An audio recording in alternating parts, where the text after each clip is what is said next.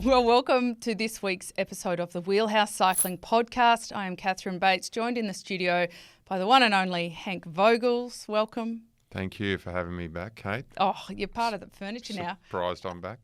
Merckxy's in the control room. Merckxy, how are we? No, good. Really good. A bit tired. Yes, well, and still on a bit of a high after meeting your hero, Mark Cavendish. We'll talk about that. Joel Spreadborough is not with us, but he will be back in the coming weeks. It has been a massive start to the year. As always, a big thanks to Bike Bug.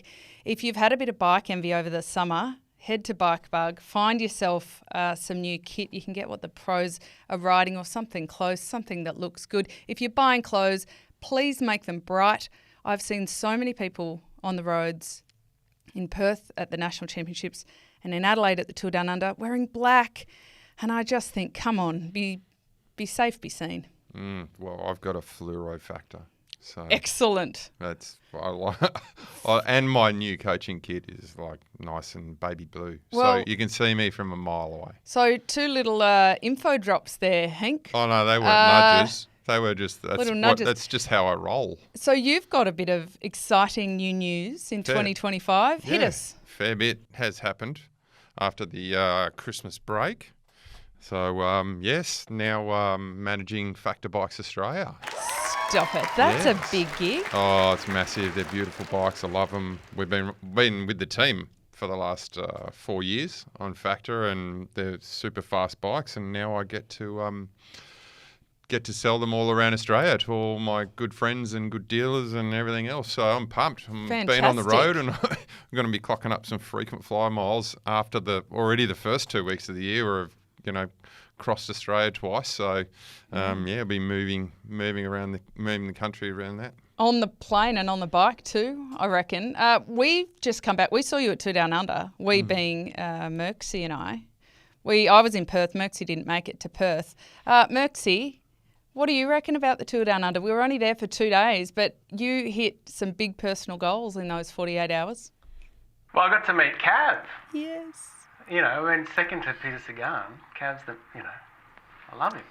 Yeah, really good to meet him. We had a wonderful conversation with him. I mean, I've known Cav for a very long time, and so we caught up on, life and the personal stuff. But he and Merckxy had a really great conversation about the role modelling that he's done in the back half of his career, around mental health and around speaking pretty honestly about it. It was really impressive, actually, the way that he took the time to really speak about it and where he's come from on that journey. We may have had a man hug.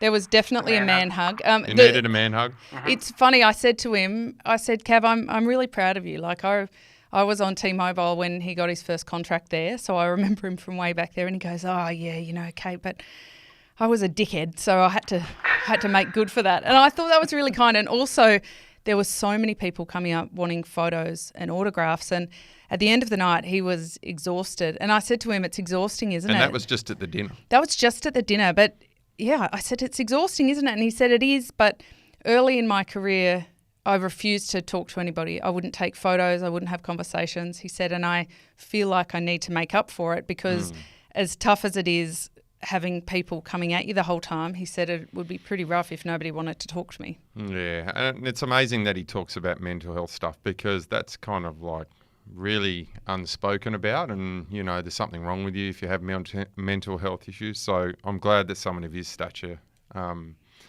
talks about it. I'm sure that 1 in 3 people has some kind of issue, and I've certainly had my struggles over the years, and I'm sure you have, Kate. But it's great that he's doing that, and the signing the autographs is amazing. Like what Welsford did at the Nationals, he stayed around for an hour and a half after he won the crit, and he was there signing and taking photos. Everyone had left the podium. He was still doing it 90 minutes after him. There was no one there. So it's I love impressive. that. I love that he is doing that. So funny story, I haven't told you this one. This is coming out of the blue. But, oh, gosh. So Brownie, Greipel and Cav they were VIPs in the car.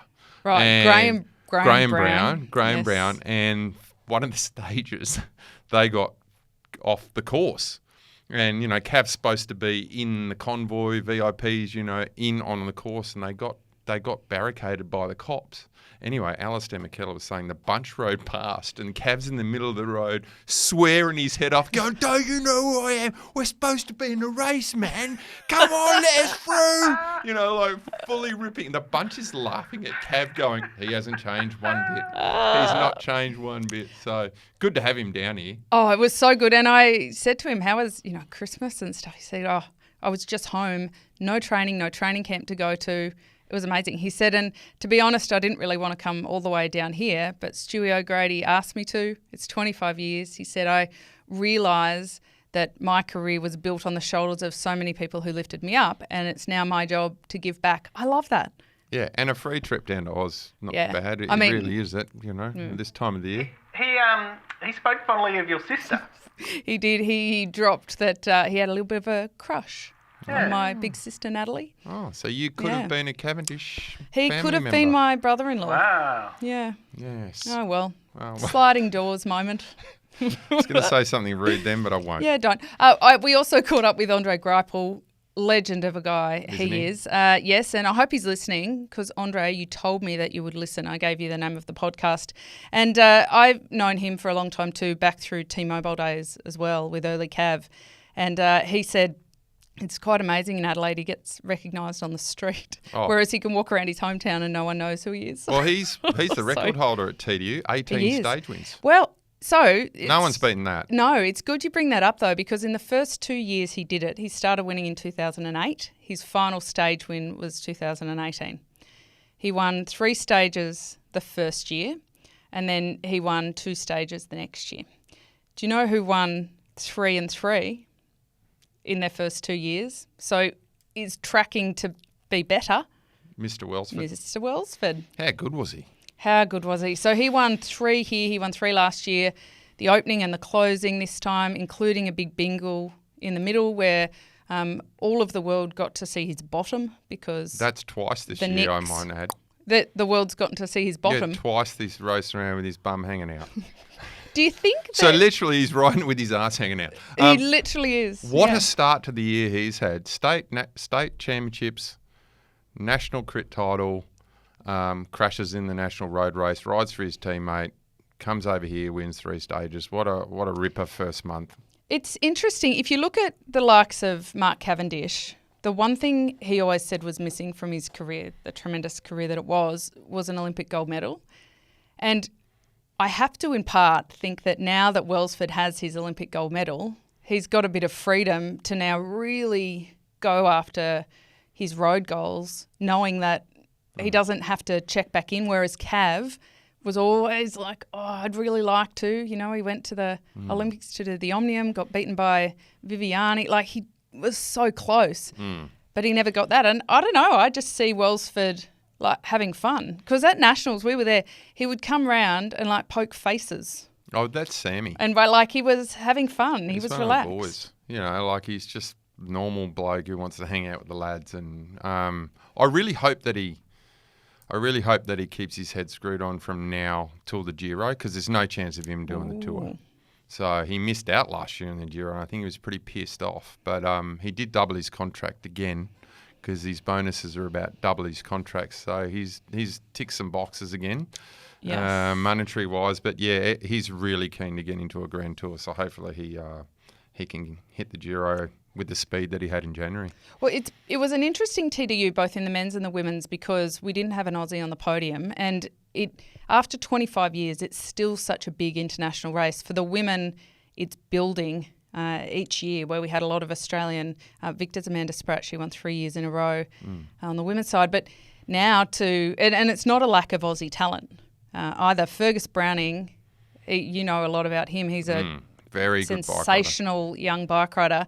He rode with the Aussie national team and took the KOM jersey.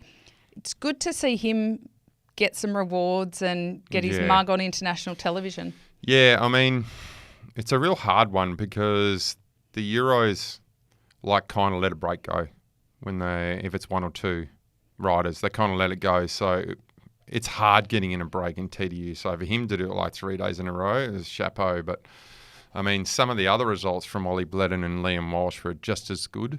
Like Liam Walsh run 4th into Victor Harbour. Ollie Bledden was the last guy in the break up Wollonga. There's some big results, and I think the Aussie team did really, really well in the men's race. They rode super strong.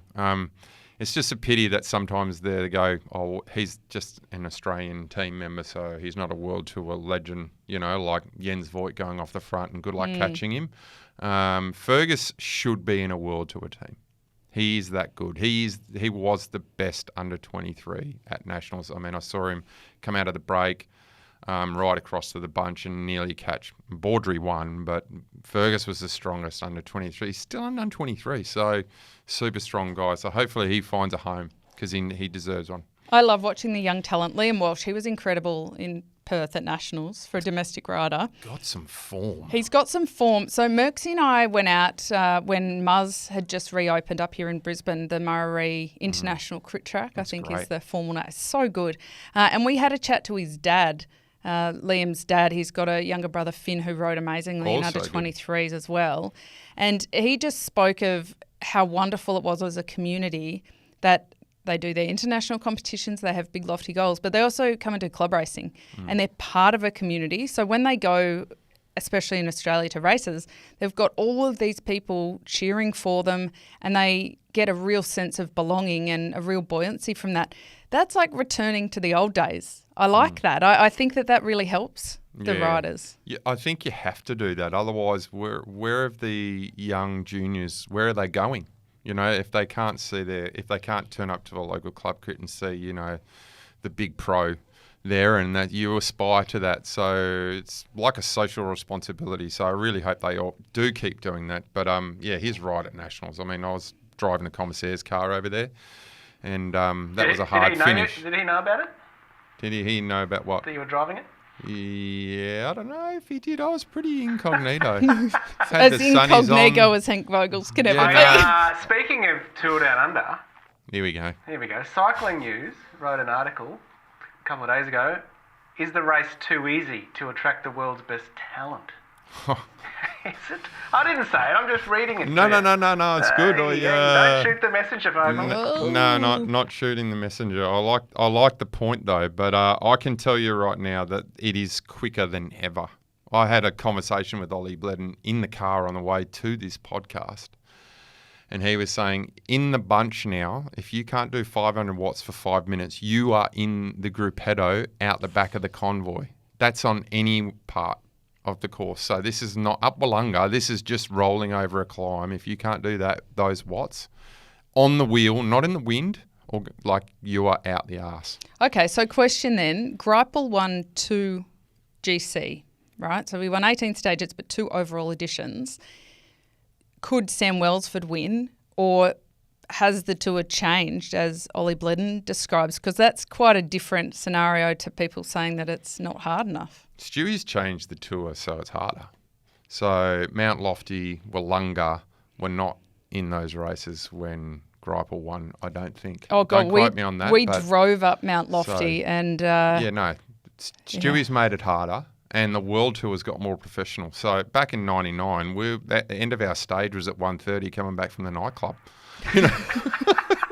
It was, and I'm not joking, there was 35 pros plus all the commissaires, UCI, we were all at the pub. We were down at the Belgian beer bar till 1 o'clock, literally having a beer with the commissaires. So that's how much the tour has changed in the 25 years that I've been involved with it. It was a place to come and get fit and have a few drinks and team bonding, do a race. Now it's literally World Tour points, Neo Pros coming in with like 20,000 Ks in the legs and they need points. So it's changed. I think it's way harder. Stewie's made the race harder, even though they tried to keep this as the first year. But right now, cycling has changed 100%, and I think it's much harder. Well, the women's Tour Down Under is still shorter than what we'd like to see. Yeah, that needs a few more days, I reckon. But they did go over Wollonga twice in their Queen stage. Naomi Rugg won from Switzerland. She was just amazing and she won the overall tour. It's the first time that the Aussies really haven't been as prominent, but we've got a great crop of Aussies. Neve Bradbury was one of the ones that was right up the front. We are for the first time really since COVID paused it all, starting to see the absolute best in the women's field as well, which is really encouraging. Yeah, I mean, that was a great race. I love how they went up Wollonga twice too because, that is the real test, and that's kind of the heartbeat of the Tour Down Under Wollonga, and it sucks when they don't have it in there. And I know they want to showcase Adelaide, and there's some amazing roads. I mean, it's some of the best riding in Australia. I admit, I did a week down there and I rode most mornings for a couple of hours, and the Adelaide Hills are just majestic. So you can't do all the climbs, but that is the heartbeat of the tour. And to see all the young'uns doing really, really well, Anya Lau, one of the old alumni coming up. There's such great young girls coming up at the moment. So I hope it goes to 5 days. It really does. It was hot too. The women's race was super hot. Yeah, the men's was not. It never went over 30 degrees until the last stage. Is that right? Wollonga was still hot, but the first 4 days were comfortable as far as Adelaide Australian standards go. Well, the women copped it a bit, and we saw Brie Vine and their beautiful baby Harrison over there, and she was saying that Jay trained quite specifically for it to be quite hot, and he was really bummed at the mild weather. I enjoyed the mild weather for what it's worth. Who comes and says, "Damn it, it's not hot enough"? But that's something I love about Jay Vine's approach is it's very methodical. Like he's not the sort of rider that he'd get halfway through a tour and be like, "Oh, I didn't consider it might be really hot. I'm not ready for this." And I like that attention to detail. It's not hard enough for him. It's not. The Tour Down Under is not hard enough for him. Yes. Well, they still won. Jhonatan Narváez. Yes. So they still won the tour. You know what they call him? They call him Elegato. Elegato. You know what that means? I don't know, something to do with Enlighten ice us, cream. Merckxy. No, it means the lizard. Ooh. He's the lizard. Because Because he can just hide in the bunch and reappear. Oh, he's such a crafty bike rider, and to win up Elegato. Wollonga, Yes. Do that was lizard amazing. thing again. And he's going to win a lot of bike races. Are we literally sticking our tongues out in this podcast? I was. Yep. Yeah, and Merckxy was Legato, the lizard. Legato, yeah. Javier Romo from Movistar, he's the young fella. He finished second.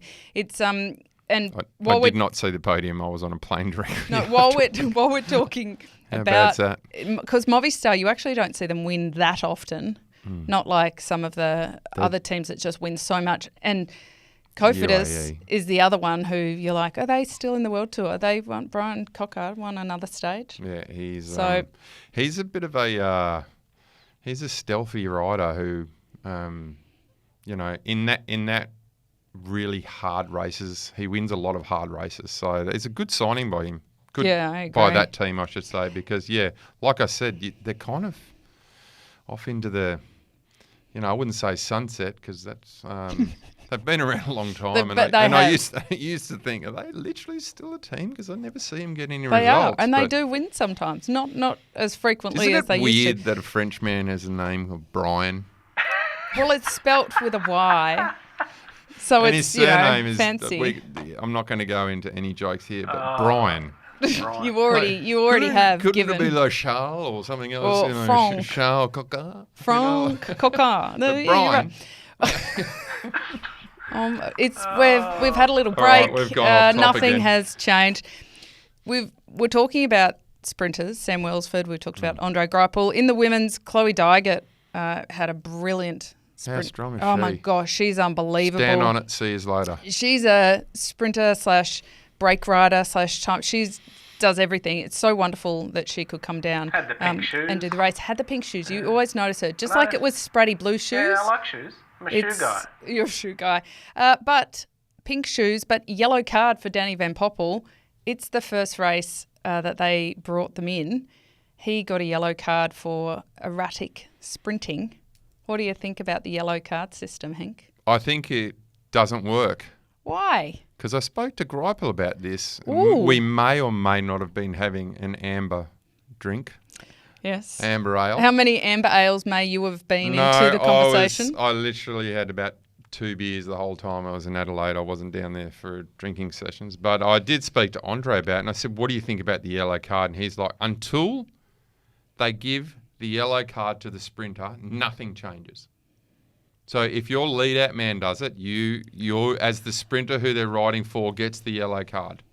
Like, forget about it. The lead-out man can go out the tour, but it doesn't matter. Like, they give it, you have to be thrown out the race, or the lead-out man gets it who he's riding for, and you nominate he's the guy you're riding for. When they give him the yellow card, then it starts working. Well, I spoke to Graham Brown about it in Perth. Oh, God, he would have got 150 of them. Yeah, he was like, love you, Brownie, but oh, Christ, you were dangerous. He said, I don't think that would have been a good idea. He landed on my back in one stage of the Giro, you know that, right? Landed on my back while I was still riding, and he still got it back onto two wheels, and we went around the corner. I mean, in the Giro. People talk about how Brownie was a little bit cray-cray, but he had pretty exceptional skills. If he didn't have the skills he had, he would have fallen off a lot more. Yeah, he did kind of fall off a lot, but... he did, but he would have fallen off more. Yeah. Speaking of falling off, did anyone see G down there? No, autumn leaves. I don't know. He was inconspicuous, wasn't he? That's right. He knows when the Tour de France is. Yeah. Yeah. He's in the back end of his career, and he doesn't need to pop his head up more than he needs to. I reckon he would have come with a bit of Yorkshire pudding, and he was trying to get rid of it. So that's what you do in January if you're riding in July. If you want to be good in January, and then you start training in October. And he's got a new early team. November. He's got a new teammate. He does. Yeah, it's like that segue. I do, because speaking of July, we might yet see Caleb Ewan at the Tour de France. He's signed for Ineos Grenadiers. So the last time we chatted, Henk, on here from Perth, we did our last podcast from the Nationals. He had no contract. He was mysteriously not on the website. There were all sorts of rumours about what had happened.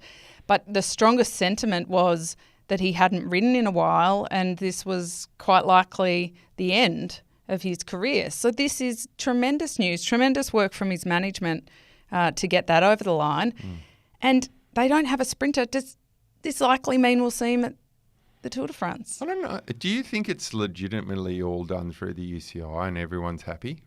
Has there been any official statement from his manager or the team to say that he's signed and he's all clear to race? Ineos have. Yeah, Ineos have said that he's definitely signed. It's all kosher through the UCI, all done and dusted.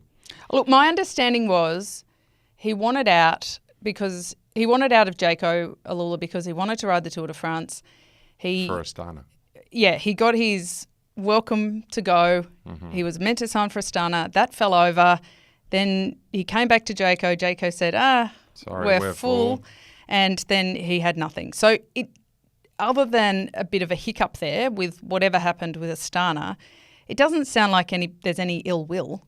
Like, I don't think anybody was like, stuff him, we're going to stand in the way. I think it was just more scrambling to get a new contract. Yeah, I reckon those relationships are well and truly burnt forever between said manager, said rider and said ex-team. I can tell you right now. Well, there won't be many beers had at the...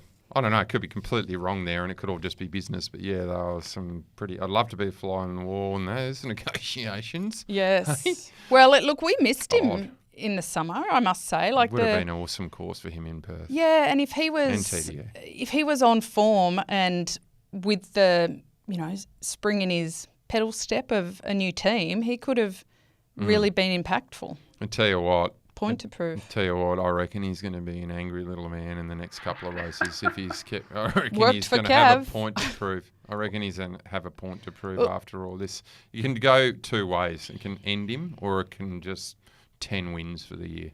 Yeah, that's the way. I don't reckon there's any in between with him. It'll be, full gas through the Pello and be fastest man in the world again, or it won't. You mentioned he would have been good on the course in Perth. Let's talk about that for a second, because I was the fly. I think I know where you're going with this. Yeah, I was the fly on the wall between quite a hearty debate between yourself and one Mr. Merckx about whether or not Luke Durbridge was the deserving national champion. Now, I will front foot this by saying it was one of the most magical races I've watched.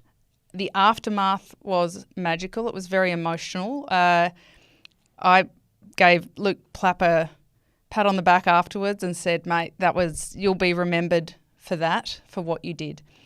Just incredible. All the vibes. Then picked up the phone to Merckxy. Less vibes coming from there. Merckxy, would you like to put your point across? Look, hey Merckxy, there's a basket under it. Yeah, I'm under it. Look, I wanted him to stay away. I wanted him to win, and it was a bit underwhelming, to be honest. Like he was gifted the win. It was a nice gift. But I don't know. Better than it took the shine off packet for me. of Tim Tams. Few points on that. Yeah. So Hit me. Oh, 14 laps around there, was it? Mm-hmm. 14 or 16 laps? 14. 14 laps around there. He goes half a lap into the race. Averaged 51k an hour for the first hour. Yeah, they had 5 teammates in there, but when Durbridge was up the road with Connolly, they were literally still riding at 50k an hour, and every other team had to chase, and attack the whole way around. And remember, these guys have no teammates. The other teams, the Vines, the Gilmores, they got maybe one other guy. So they attacked and chased for 13 laps, and the other Jayco guys just got to follow the wheels, eat muesli bars, banana on the back, just like, Durbo's up there, you guys can chase. We'll just sit back here, sit the wheel along the river, have a nice view along the river while Durbo's up there just absolutely motoring, and they get a free ride all the way across. So you got a bloke who's doing massive watts for 12 laps, and then Plappy wears them down by being smart and rides across to Durbo, and he's had a free ride all day. So you got to imagine, what my point is, that the reason that Plappy could do that in the final is because Durbo was up the road the entire day, including when he rode Connolly out the wheel after chopping off for 10 laps. So he rides him out the wheel, and they still got a free ride all the way across. Haven't done a turn yet, have not touched their nose into the wind for the entire race, and then he rides across and he's like, this guy's had an unbelievable ride. He rides for me all year, rides on the front of all the races. He's just a massive diesel. He pretty much deserves this win. I'm going to give it to him. So, and the point that you said, Kate, too, about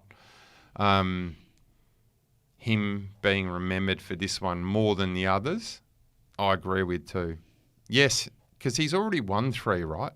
So he's won 3, and he's going to give 1 away because the strongest guy on the day, and I mean the whole day, was Durbo. So he's just got a mountain of fans in WA. He's also paying back his teammate, which rides for him all year. Would that happen at Worlds? Would someone do that at Worlds? It's not Worlds, though. I know, but I don't know. I just think that the best cyclist to wear that jersey should be the best cyclist on that day. Good point. I mean, I understand your point, Merckxy. And there's nothing wrong with being second on the podium. And I wanted him to win. I was going for him all afternoon. Totally. He got caught, and I was like, far out, that was a good ride, but silver's nothing to be frowned upon. Oh, second is the first loser. Oh, my God. Anyway, I don't mean that. I don't mean that. Otherwise, that makes me a loser a lot. Well, Merckxy, you're not the only person that's had this conversation. I actually spoke with my good mate Duncan McKellar, Alistair's dad, and he was of the same opinion as you. So you're not alone. You're not Robinson Crusoe, mate, stranded on a desert island. I'd like to hear people's your views. Yeah, jump onto our social media and let us know what you think, because I do think it's an interesting topic. It's not like any other sport. Would it happen at Worlds? Well, no, but you have 8 teammates per team. So also it's different, yeah. It's a different dynamic. But you're riding for your country. The one thing I really liked for Plapp, like forgetting Durbo, because I think that was a beautiful moment, but for Plapp is he's been criticised in his young years as being exceptionally talented, but a little bit hot-headed and, a little bit immature in his racing style. And he's had a lot of teammates sacrifice themselves for him already quite early in his career. This just showed a maturity from him that I know is in there. We've seen him racing since such a young age, and when you follow them through, you get to know what they're really like, not what they appear on cameras or in those small moments we see them on TV, but you get a bit of an idea of their personality. And I think this really showcased how much he values being in a team and how much he values the camaraderie of the sport. That's, often criticise people like Demi Vollering because she doesn't appear to give two hoots about her teammates who sacrifice everything. And so, I thought that was kind of special. No, it's good. He's also creating great atmosphere within the team, and the guys want to ride for him more too. So, you got to remember too also, Merckxy, that he absolutely pantsed everyone in the time trial.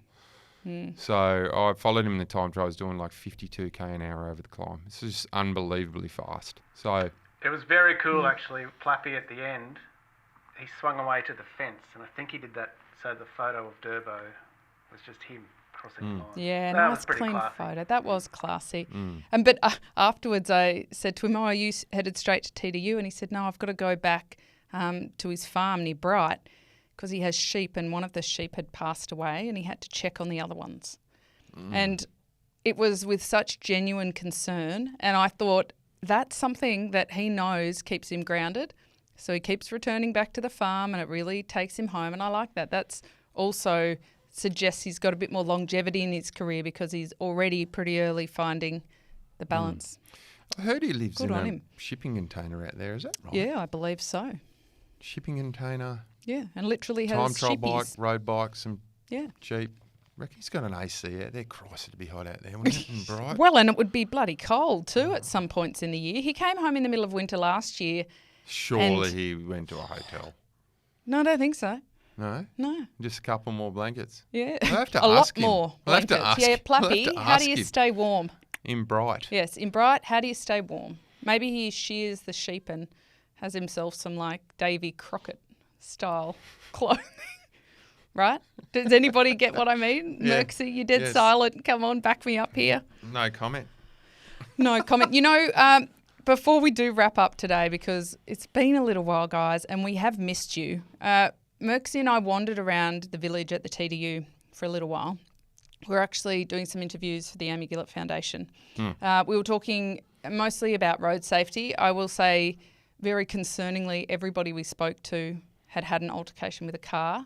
Really? I didn't There'd notice been that. an incident with a car, not down there. Oh, I yeah. mean, like at some point in their riding journey. So really interesting to get people's thoughts and experiences. But Merckxy got recognised a couple of times. Yep. Hey, Merckxy? Yep. It was Pretty great. much. I know what Cav feels like, Without the World Championship jersey Yeah, on, you no, still it's just- got recognised. Yep. But it's You've made great. it. I love meeting people that are part of our Merckxy, broader you've made it. community. So hello, everybody. It was lovely to see you Yes. down at the TDU.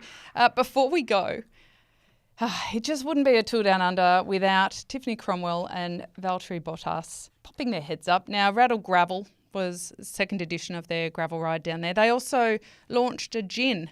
Do you know what it's called, Henk? No. So the story behind it is Finnish gin. He is from Finland, so that's where it's sourced. Made in Finland, I think. But, is it? But it was launched in Adelaide because, Finland, Australia, their little collaboration. The gin is called Oath. Like Ken Oath. Yes. I love it. Oh, He's that's such what, an that's Aussie. what I believe. So good. Well, if you think that was the most Australian thing that he did, they finished the week. They stole the show by hosting a Budgie Beach shakeout ride. Oh, I saw it. Do you know what that means? Yeah, no, in Budgie Budgies, Smugglers. in Budgie Smugglers. Just everyone only in Budgies. So just in case we have some overseas listeners, hello guys, Budgie Smugglers are Speedos. Do you That's a want me to- brand name. They're like women's swimwear bottoms for men. Yes. So if you were to smuggle a budgery guard, Which is a bird, a little budgery bird. guard is a small yellow bird about the size of my finger. Or it could be a big yellow bird.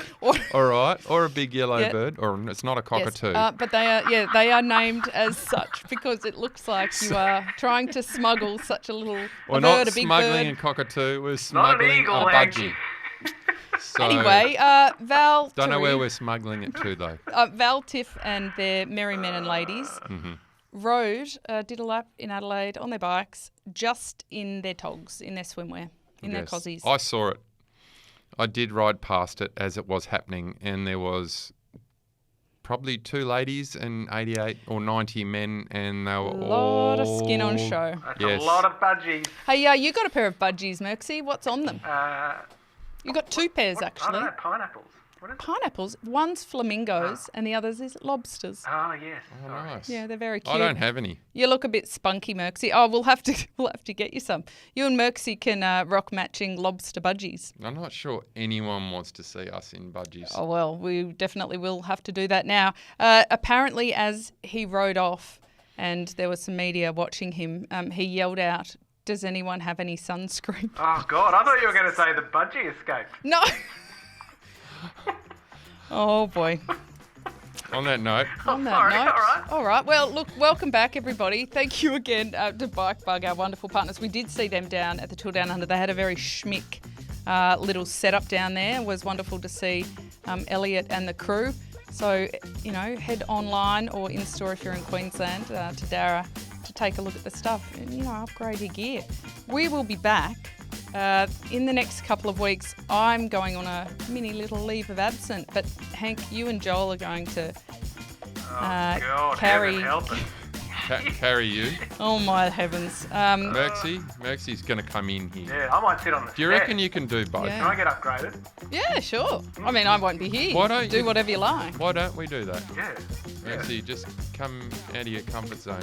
Yeah, I can come in there. Come out of your cave, your control cave. Just make you sure watch you're the not wearing ratings go up. budgies. No budgies. It was lovely to see everybody at Tour Down Under and in Perth from our Wheelhouse community, and it's wonderful to be back. Merckxy, thank you. Magical as ever. Henk, I think you got through the whole show without any... I didn't swear once. I don't think you swore. No, I did. Oh, it's a new year. It's a new Henk. But thank you for the description of the budgie smugglers. Like, share, subscribe, tell everybody, and we'll see you soon.